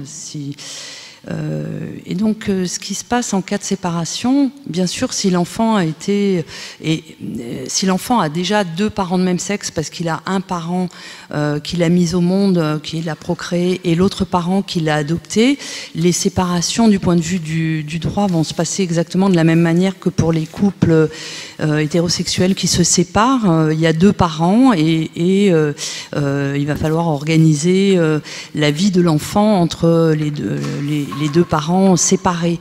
Mais vous l'avez entendu, il faut passer par l'adoption. Si la séparation a lieu avant que l'enfant ait pu être adopté par la conjointe de la mère ou le conjoint du père, eh bien, l'enfant peut être privé de toute relation avec son autre parent, celui qui n'a pas encore de droit.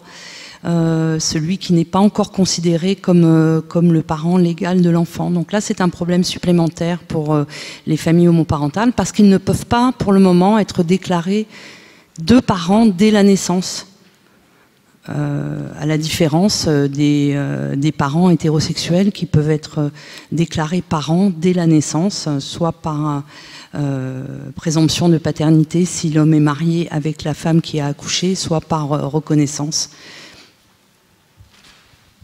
Bonjour. Pour ma part, je m'intéresse à la parentalité. Effectivement, je ne pense pas qu'il y ait beaucoup plus de nouvelles façons d'être parent, parce qu'il y en a beaucoup avant qui étaient cachées. Ce qui a beaucoup changé, j'ai l'impression, c'est que maintenant on peut en parler sur la place publique, la preuve aujourd'hui. Et du coup, je m'interroge en fait sur à travers ça, si ça peut aussi être une réflexion pour les mouvements féministes, par exemple, et la remise en cause du patriarcat.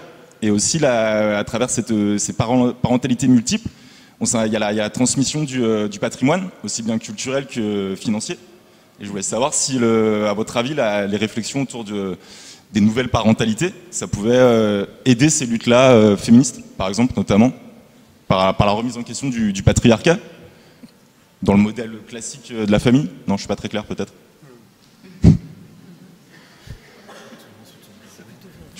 Pour préciser, en fait, je reviens sur vos propos. Effectivement, vous disiez que ça pouvait être, c'était pas forcément inintéressant de la multiplication en fait de ces structures familiales, si j'ai bien compris sur la fin. Par principe, un anthropologue observe ce qu'il a sous les yeux. Donc non, je considère pas que c'est un problème la diversité des familles. Je pense qu'elle a toujours été sous nos yeux en réalité. Mais que ce qu'il y a de nouveau, c'est qu'aujourd'hui, il y a des techniques médicales qui permettent d'intervenir sur la fabrication des familles, si vous me permettez ce terme, et dont on oublie souvent que ces techniques médicales en deviennent des techniques de parenté. En réalité, en mettant au monde un enfant et en favorisant au plan technique toutes les possibilités de le faire, eh bien, on ne fait pas seulement de la médecine, on ne fait pas que soigner, on invente aussi, on crée de la parenté. On fabrique des liens de parenté. Et je dis ça sans aucune arrière-pensée. C'est simplement une partie de la réalité que cherche à escamoter parfois le débat public. Voilà. Alors après, votre question, je ne l'oublie pas en cours de route, votre question fait référence aux revendications féministes qui ont particulièrement eu pignon sur rue dans les années 60-70, dont on a aujourd'hui l'impression qu'elles sont passées un peu à l'arrière-plan, mais qui en réalité ont eu une influence absolument incroyable dans toutes nos sociétés occidentales et industrialisées de manière générale, et qui se traduit notamment dans une égalitarisation croissante des rapports entre conjoints. Les femmes, si je ne me trompe pas, entre la fin des années 70 et la fin des années 60 et la fin des années 70, ont pu accéder à la gestion de leur propre patrimoine sans avoir l'autorisation de leur père ou de leur mari pour le faire. Elles ont pu maîtriser progressivement leur capacité reproductive et accéder à des techniques tant d'aide à la procréation que de régulation des naissances. Donc dans ce sens, évidemment que les familles ont beaucoup changé, bien sûr, de mon point de vue, et c'est là que je ne suis pas simple observateur, en bien.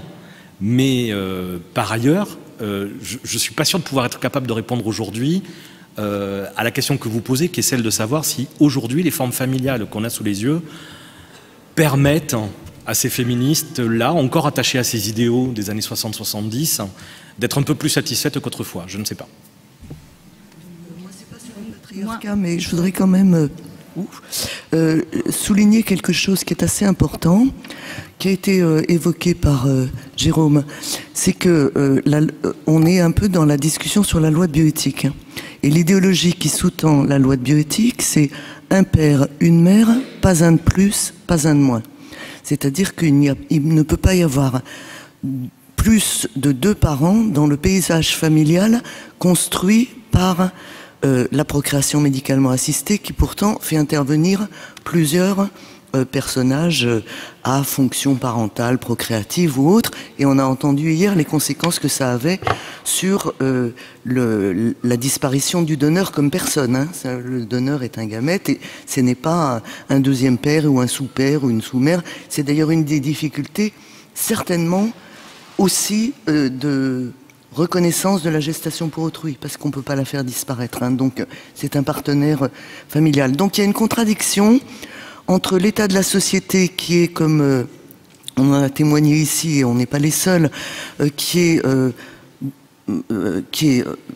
montre une diversité absolument incroyable, avec un seul parent, 2 parents, ou 3 fonctions parentales, ça va jusqu'à 5 s'il y a une GPA avec la mère porteuse et la mère qui donne ses ovocytes, et l'idéologie qui est quand même assez reprise en compte par les partenaires de tout ce système, qui est que le modèle auquel on se réfère est quand même le modèle conjugal et parental classique. Et que le reste est caché, anonymisé, pas montré et pas déployé sous forme de pluriparentalité, justement. Oui, moi je voudrais dire que votre idée donc que la contestation du patriarcat par les féministes, voilà, ça a amené, on peut dire, ça a donné accès aux femmes à pouvoir se réaliser dans d'autres domaines que celui de l'éducation des enfants, le déploiement de leur capacité maternelle. Mais je pense que tout ce qu'on est en train de discuter maintenant peut-être signifie que tout ce qui se passe actuellement, ça ouvre de nouvelles possibilités de réalisation pour les hommes en dehors de la sphère professionnelle, bref, des sphères dans lesquelles ils se sont investis jusqu'à présent. Alors, des hommes, des pères qui peuvent peut-être vivre ce que les mères on considérait que les femmes pouvaient vivre jusqu'à présent.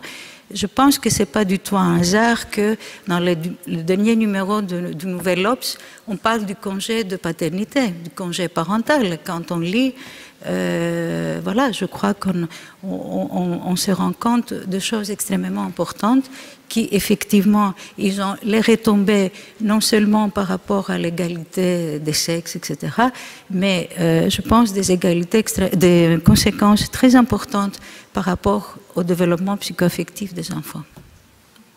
Oui, bonjour. Fanny Vanert. Moi, j'étais très intéressée par la notion de bisexualité psychique que vous avez évoquée, justement, et des fonctions paternelles et maternelles qui ne sont pas forcément portées par le sexe anatomique. Est-ce que vous pourriez nous donner quelques exemples de ces fonctions maternelles et paternelles? Est-ce qu'elles sont construites sur des notions culturelles?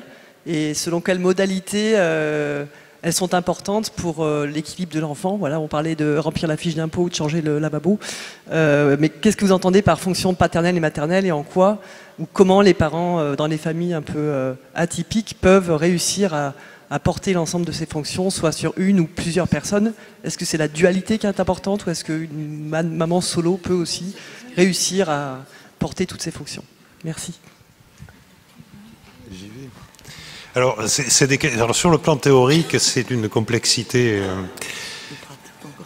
Mais si vous voulez, en gros, on se réfère à ces conceptions, fonction maternelle, fonction paternelle. En gros, il y a une fonction maternelle qui serait, alors, maternelle, parce qu'en général, c'est la mère qui l'exerçait, mais ça peut être une nourrice, ça peut être bon. En tout cas, c'est l'idée d'un accueil, l'idée d'un accompagnement, l'idée d'une présentation du monde, l'idée d'une présence bienveillante. Bon, voilà. Et avec l'idée qu'il y a quelque chose d'essentiel pour devenir un petit humain, il y a ce premier aspect, et il y a un deuxième aspect qu'on appelle fonction paternelle, qui est cette fonction qui va permettre de quitter ce monde bienveillant pour un monde où on va prendre des risques. Oui, je le dis simplement. Jusqu'à maintenant, dans la société où on était, en principe, celle qui exerçait la fonction maternelle, c'était la mère, et celui qui exerçait la fonction paternelle, c'était le père. On s'aperçoit que c'était très déterminé culturellement, et on s'aperçoit qu'il y a des manières de composer, et différentes, et que dans les couples lesbiens, par exemple, celle qui n'a pas porté l'enfant, très souvent, mais pas toujours, ça peut être plus compliqué, très souvent est plutôt celle qui amène l'enfant vers le risque, et celle qui a porté l'enfant est plutôt celle qui a la fonction maternelle, on va dire. Mais ça peut être aussi plus compliqué, donc on est attentif, on a appris aussi à être attentif à la diversité. Voilà. Je voulais prolonger le propos de Dominique et du coup réinterroger, Jérôme, ce que tu disais sur le fait que les figures actuelles avaient toujours existé. Mais il me semble, et je répondrai à la question de monsieur sur qu'est-ce qui se passe aujourd'hui quand les couples, ces nouvelles familles se séparent. La grosse différence pour moi, mais peut-être que j'ai un point de vue extrêmement restrictif de juriste, il me semble que tout a toujours existé, mais le droit ne suit pas. Enfin, la manière dont, justement, ces pluriparentalités, la manière dont les tiers participent à l'engendrement est complètement effacée du droit. Certes, les femmes porteuses et la circulation d'enfants, Marcella Yacoub l'a bien montré, ont toujours existé, mais c'était caché. Ça restait vraiment sous le tapis et on faisait toujours croire que les femmes avaient accouché. Et je trouve qu'aujourd'hui, l'enjeu qu'on a ici, c'est de reconstruire la parenté, c'est de retravailler sur le fait que c'est pas parce qu'une femme accouche que nécessairement elle est la mère, et c'est peut-être une femme qui n'a pas accouché peut être une mère. Donc il y a vraiment toute cette tradition institutionnelle, et je crois que le droit aujourd'hui est en train de beaucoup changer grâce vraiment à la manière dont les juges font le travail, vraiment un travail. Hier, j'ai essayé de le montrer sur la gestation pour autrui. Ils ont vraiment mis le droit français au pied du mur et le législateur au pied du mur. Mais pour répondre à la question de monsieur, aujourd'hui, il y a vraiment tout un travail qui s'élabore, peut-être de gré ou de force, plus de force que de gré par la Cour de cassation, pour reconnaître le parent social, c'est-à-dire justement ces parents, ces femmes qui n'ont pas eu le temps de se marier ou qui n'ont pas voulu se marier, qui se séparent, et l'une pourrait être complètement exclue par l'autre parce qu'elle n'a pas de droit sur cet enfant, puisqu'elle n'a aucun lien juridique qui la rattache à cet enfant, et qu'elle voudrait pouvoir continuer à avoir des liens avec elle. Eh bien, la Cour de cassation, l'année dernière, par 2 arrêts très importants, a considéré que la notion de parent social était en train de se développer, et elle a considéré que cette notion devait être protégée. Alors pas encore par un titre de parent, mais par des droits de visite et d'hébergement. Et je pense que le travail aujourd'hui des magistrats qui sont au contact de la réalité qui change est un travail très important sur lequel il faut avoir un œil attentif.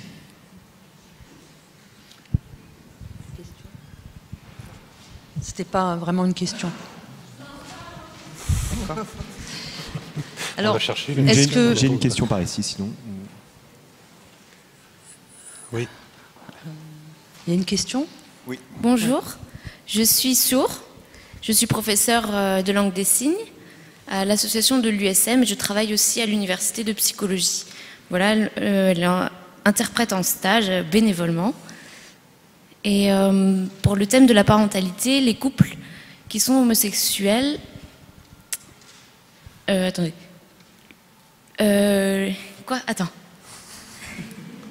Les parents homosexuels qui ont décidé de demander à une femme d'avoir un enfant pour eux, mais si ce couple est amené à se séparer, qui va l'éduquer ? Un des pères est parti et l'enfant est resté avec le deuxième père. pour les couples normaux, c'est facile. Une semaine, c'est un père, l'autre semaine, c'est la mère. Mais comment faire dans le cas du couple homoparental si un des pères est parti? Qui s'occupe de l'enfant? Merci. Qui va garder les enfants? Qui va garder les enfants? Qui répond? Il faut répondre au niveau juridique. Je suis pas juriste. Vous m'entendez? Ouais. Ah.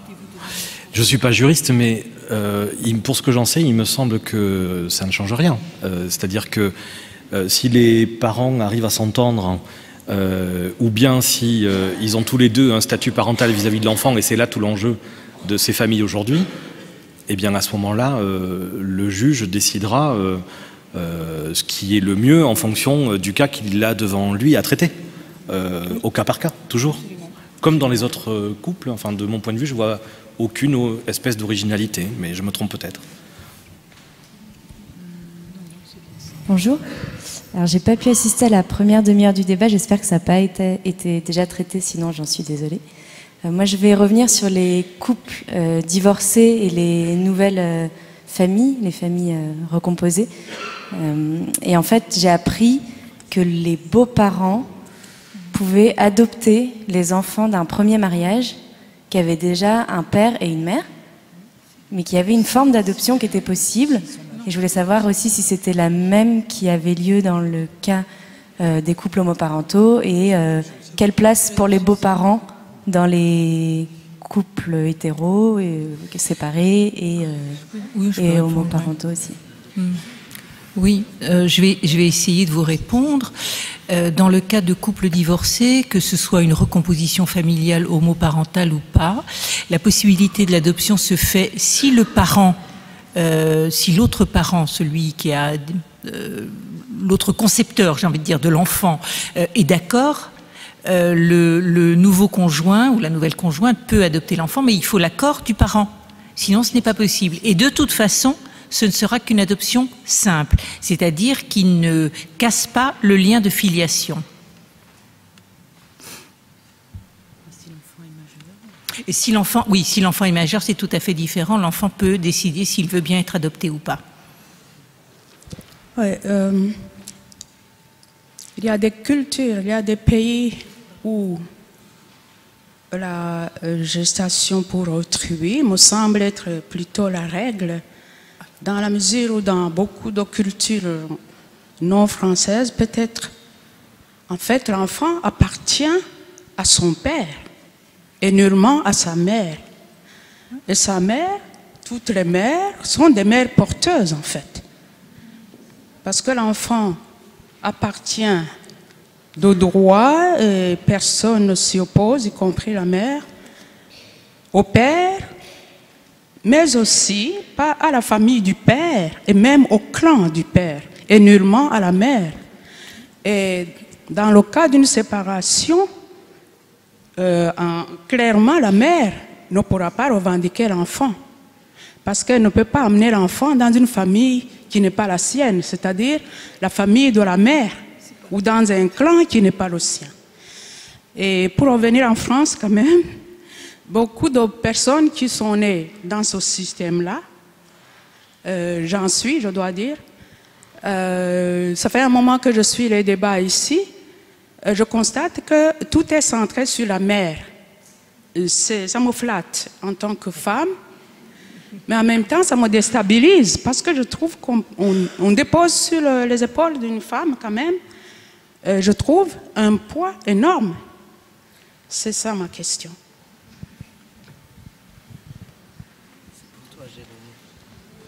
Je peux peut-être répondre en partie à la question, enfin aux questions qui sont soulevées. Je laisserai mes collègues compléter. Vous faites référence à des sociétés d'Afrique, par exemple, mais pas seulement, hein, des sociétés en Polynésie, qui organisent la filiation, au contraire de notre société, de manière unilinéaire. C'est-à-dire que nous avons une société où la filiation rattache de manière indifférenciée un enfant à ses deux lignées, quand les parents sont connus, bien évidemment. Je parle du système par défaut. Or, il y a des sociétés dans le monde où l'enfant est rattaché, même dans les sociétés où il n'y a pas de droit écrit, mais un droit coutumier, a une lignée, la lignée paternelle ou la lignée maternelle. Les plus nombreuses sont les sociétés patrilinéaires, en effet. Mais pour autant, il me semble qu'on ne peut pas pousser la comparaison avec la gestation pour autrui jusqu'à son terme pour plusieurs raisons. La première évidente, c'est que, enfin qui moi me paraît évidente en tous les cas, c'est que l'intention qui préside à la mise en œuvre d'une gestation pour autrui, c'est précisément de donner un enfant à un ou des parents. Et dans cette situation, la femme porteuse ne sera jamais identifiée par les uns ou par les autres de ces acteurs comme une mère, au sens plein et entier du terme. Dans les sociétés africaines dont vous parlez, en particulier, même si c'est la famille, le clan paternel qui a les droits sur l'enfant, tout le monde reconnaît la femme qui l'a mis au monde et qui contribue à l'élever, ou qui l'élève au sens plein et entier du terme, comme la mère. Donc il me semble que là, la comparaison ne peut pas être filée jusqu'à son terme. Ensuite, il me semble aussi que, pour répondre à la deuxième partie de la question que vous soulevez, il me semble aussi que si l'enjeu central vous paraît être la question des femmes dans toutes ces questions, c'est lié à plusieurs choses, à mon avis. La première, c'est que pendant très longtemps, elles ont occupé la partie mineure du foyer, tout de même. Elles ont été considérées quasiment comme des mineurs dans leur propre foyer, et qu'il y a une attention accrue ces dernières décennies, grosso modo depuis la première moitié du XXe siècle, à ce que les femmes puissent avoir un rôle plein et entier, au sens, un rôle plein et entier, y compris au plan juridique dans leur famille. Et la deuxième raison est liée à la préoccupation particulière dans nos sociétés contemporaines quant à des questions telles que l'exploitation des femmes à des fins reproductives et ou sexuelles. Donc du coup, c'est vrai que nos sociétés sont tellement imprégnées, me semble-t-il, de ces enjeux, que la première personne dont on se préoccupe, c'est bien les femmes. Je vais me permettre une question à Fanny Cohen-Herlem. J'ai entendu dire que certains pays qui n'avaient pas encore signé la Convention de La Haye et qui acceptaient donc que leurs enfants quittent le pays de naissance ne souhaitaient pas que leurs enfants fussent adoptés en France, car ils risquaient d'y être adoptés par des parents homosexuels. Est-ce une fake news ou est-ce vrai ? Non, c'est tout à fait vrai, mais je dois dire qu'il n'y a pas que le pays auquel vous faites allusion, c'est la Russie, qui a toujours dit les choses très très clairement.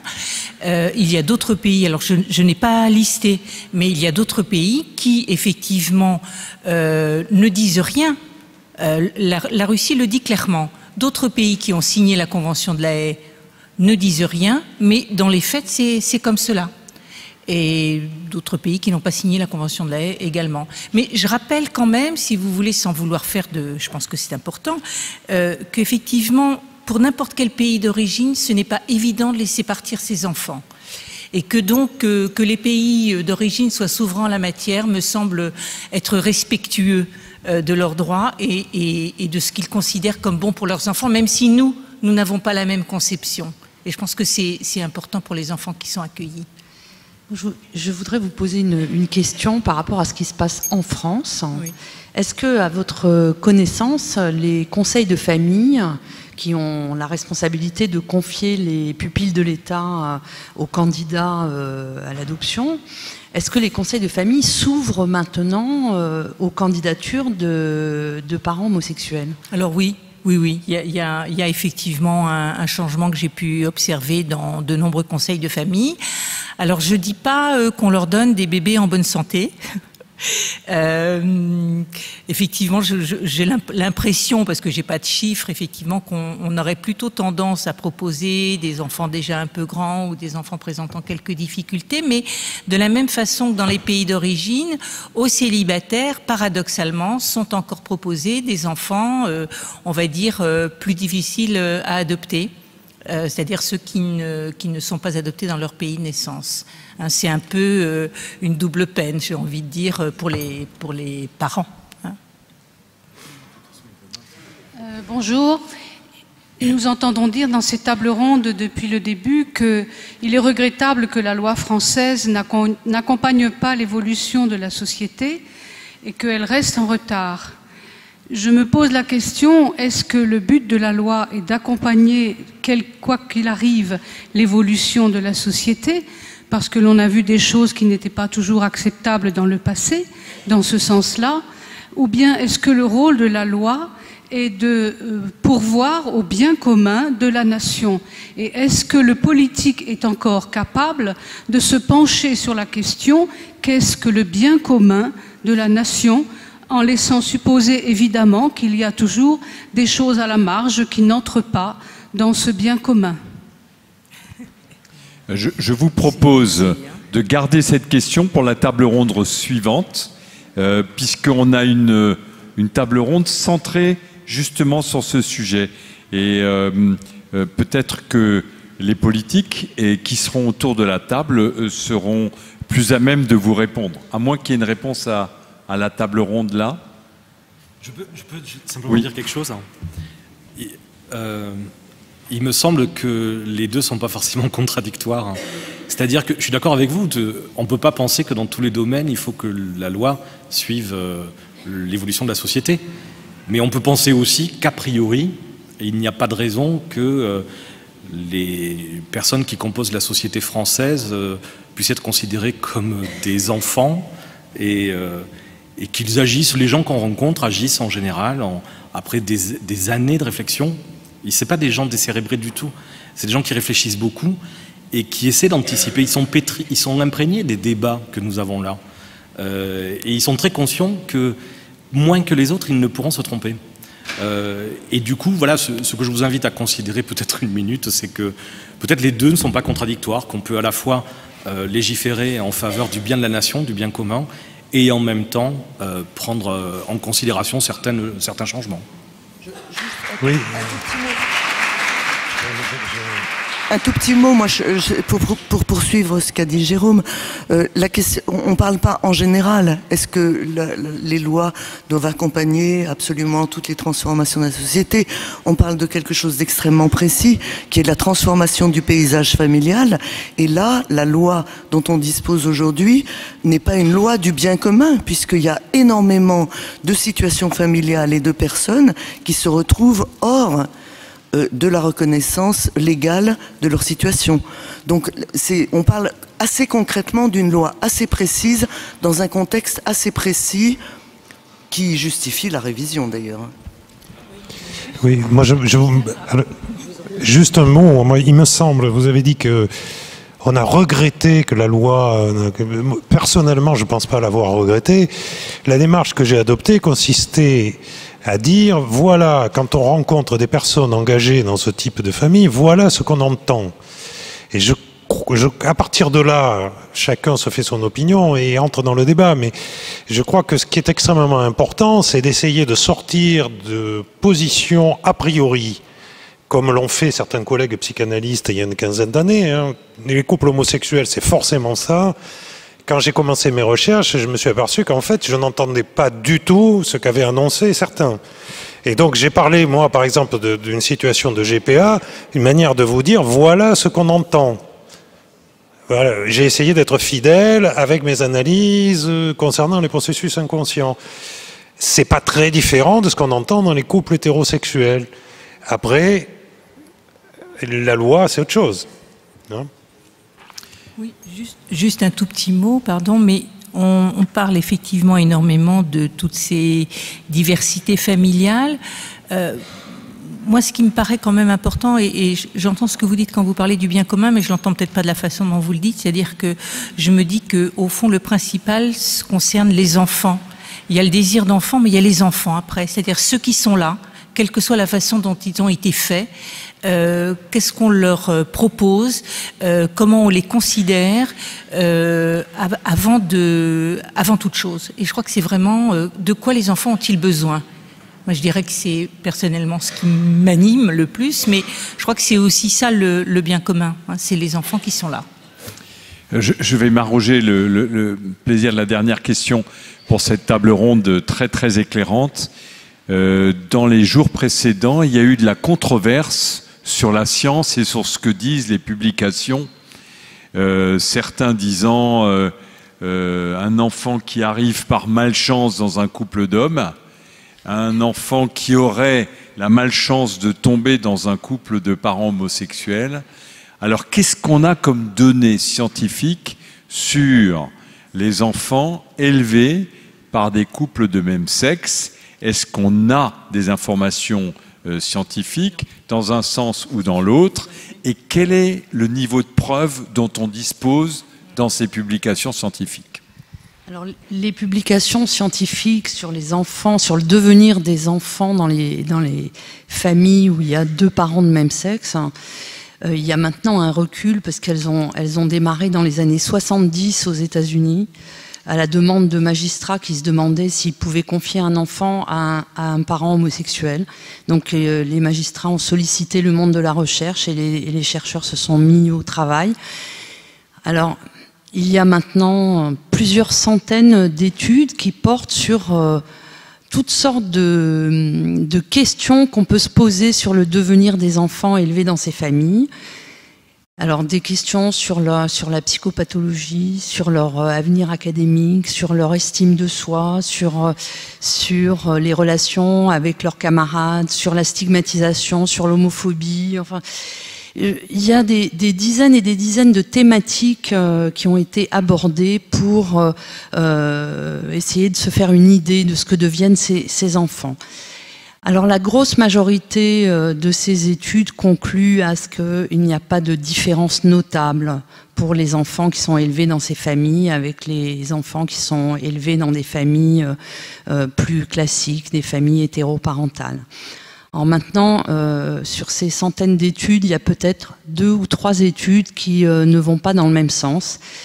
Mais le fait est que si on prend la totalité des études, il y a donc maintenant des chiffres importants, si on les met bout à bout, de familles homoparentales, où on a pu étudier le développement de ces enfants qui sont bien sûr aujourd'hui adultes. Certains eux-mêmes sont devenus parents, ont eux-mêmes des enfants. Et les résultats sont quand même tout à fait rassurants. En parallèle, est-ce qu'on a ces informations pour les enfants adoptés? Oui, il y a plein d'études, mais le problème, c'est qu'il y a peu d'études qui ne soient pas déclaratives.